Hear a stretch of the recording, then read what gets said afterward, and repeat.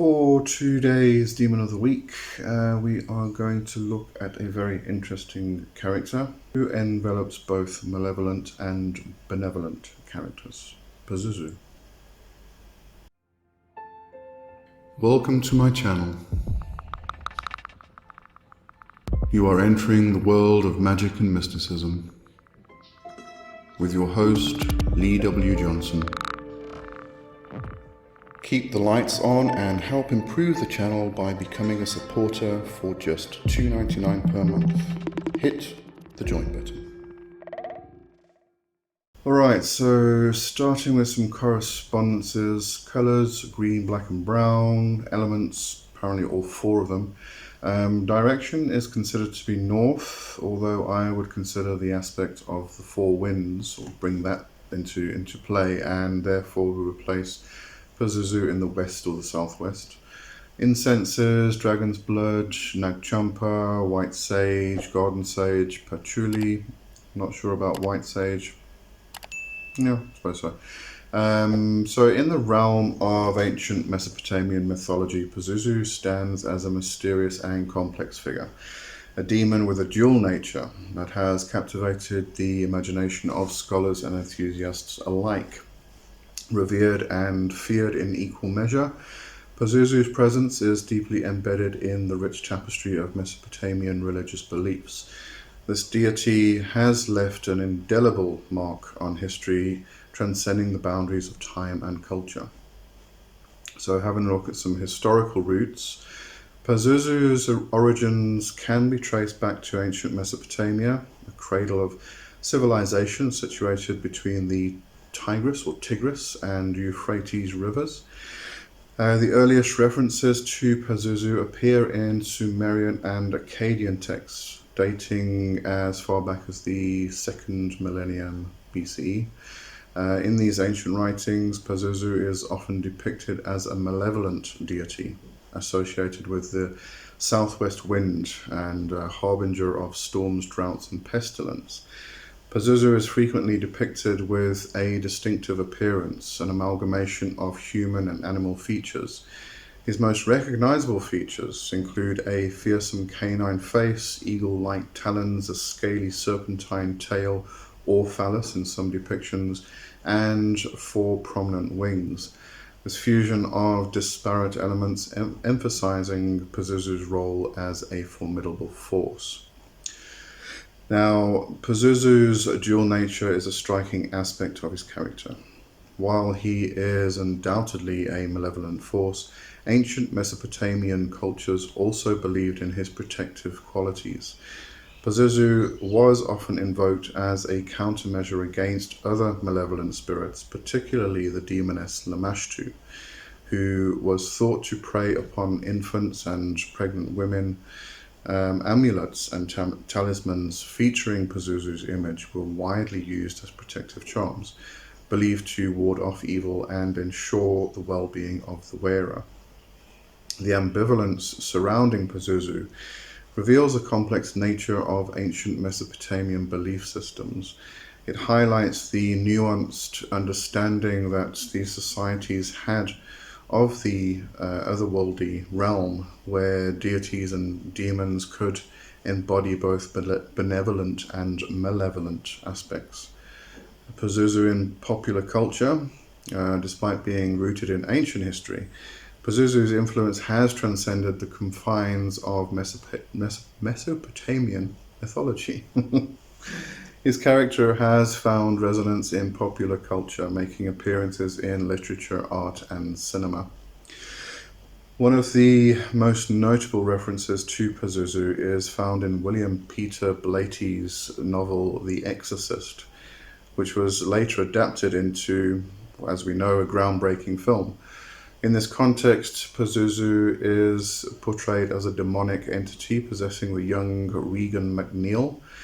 The depiction in The Exorcist diverges from the traditional Mesopotamian understanding, emphasizing the malevolent aspect of Pazuzu while downplaying his protective aspects. This obviously begs the question as to whether these powerful deities do and would even bother to possess a human being? My vote would be a resounding no. Concerning legacy and symbolism, Pazuzu's enduring legacy lies in his ability to embody the intricate interplay between the balance of things, protection and malevolence.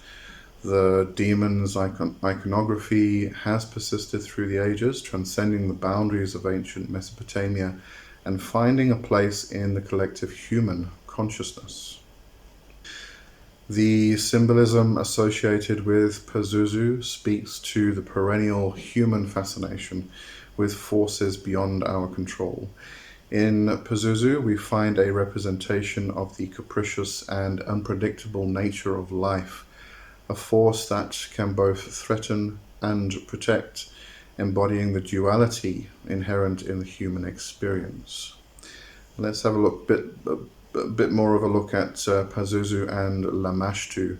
So Pazuzu's relationship with Lamashtu is a fascinating aspect of ancient Mesopotamian mythology, as the two entities are often portrayed as adversaries in the intricate pantheon of deities and demons.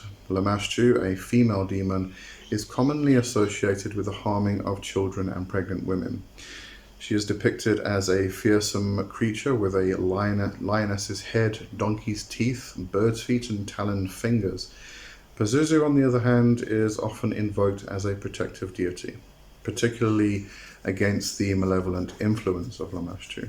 The belief was that Pazuzu had the power to ward off Lamashtu and protect individuals, especially pregnant women and young children, from her harmful intentions.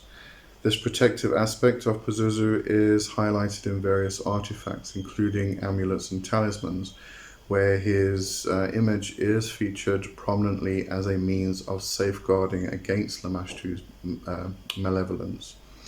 The antagonistic relationship between Pazuzu and Lamashtu underscores the dual nature of Pazuzu himself. While Pazuzu is acknowledged as a demon associated with storms and pestilence, his protective qualities against Lamashtu showcase a more benevolent side. This dualism is a characteristic feature of many ancient Mesopotamian deities and demons, highlighting the nuanced understanding these cultures had of otherworldly forces. The ritualistic use of Pazuzu imagery and amulets as protective measures against Lamashtu reflects the practical concerns and fears of ancient Mesopotamian societies. By invoking Pazuzu, individuals sought not only to appease a potentially malevolent force, but also to harness the protective qualities inherent in this complex deity. Pazuzu's relationship with Lamashtu is one of opposition, with Pazuzu serving as a counterforce to protect against the harm that Lamashtu was believed to inflict. The dynamic interplay between these two entities adds depth to the intricate web of Mesopotamian mythology, illustrating the complex and multifaceted nature of the supernatural forces that shaped the beliefs and practices of ancient civilizations. And the king of the Lilu, or the wind demons, in Mesopotamian lore, there is the concept of four winds, which relate to our modern cardinal directions, except that the concept was more aligned with winds, which originated in Sumer before 3000 BCE. Pazuzu is said to be the king of the winds, or the Lilu, which are wind demons. I want to examine these winds in a separate show, so I won't go into too much detail here. Suffice it to say that Pazuzu is found to be the Amorite wind in the southwest. It is considered to be a stormy wind, which is found in the place where the sun sets, so it can also be assigned to the west wind. It gets its name, Amorite wind, from the Amorite people who inhabited the western areas relative to Babylonian territories, and is also associated with the god Anu. Some additional things mentioned by Johannem, apart from the addition of Pazuzu in the Necronomicon, are that or his plane of dwelling is said to be Ur-Kala, the ancient Mesopotamian underworld ruled by Ereshkigal, and that he can be called upon to manipulate people and control their minds. In baneful magic, he can devour the souls of your enemies and reduce them to lunacy. You can call upon his name while moon gazing, sun gazing, meditating on a flame, or meditating on a pool of water to exalt your very soul, and he's a great guide for astral projection and dream walking. So in conclusion, rooted in the rich tapestry of Mesopotamian religious beliefs, Pazuzu's dual nature as a malevolent force and protective deity adds depth to the understanding of ancient cosmologies. As his influence extends into contemporary popular culture, Pazuzu continues to serve as a symbol of the complex balance of all things, offering a glimpse into the intricate belief systems of our ancient ancestors and the enduring power of myth and symbolism. And that is Pazuzu and this week's Demon of the Week. So I will see you for more next week. Have a good one for now. Cheers. Bye bye.